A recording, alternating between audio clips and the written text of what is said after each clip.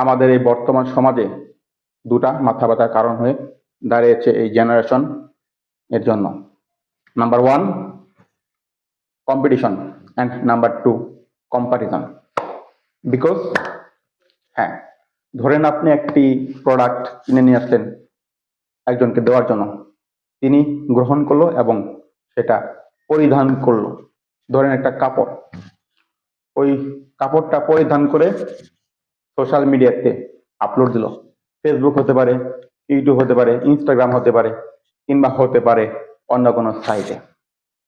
ওই ব্যক্তিটা দেখলো অন্য একজন বা অন্য কেউ ভালো, এর থেকেও ভালো মানের প্রোডাক্ট ইউজ করছে বা করতেছে, কিংবা ওই প্রোডাক্টটা করে আপলোড দিয়েছে সোশ্যাল মিডিয়াতে।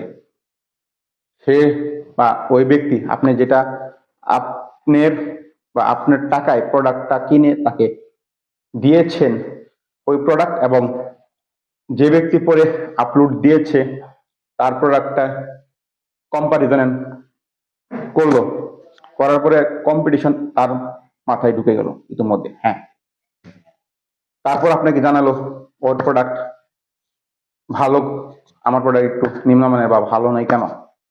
হ্যাঁ, এটাই হচ্ছে মূলত কম্পিটিশন এন্ড কম্পারিজন, যে বা যেটা বর্তমান সমাজকে কুরে কুরে খাচ্ছে, বা বর্তমান জেনারেশন কিংবা বর্তমান যুগের যে মানুষজন রয়েছে তাদের অশান্তির মূল কারণ হয়ে দাঁড়িয়েছে, যা আগের যুগে ছিল না।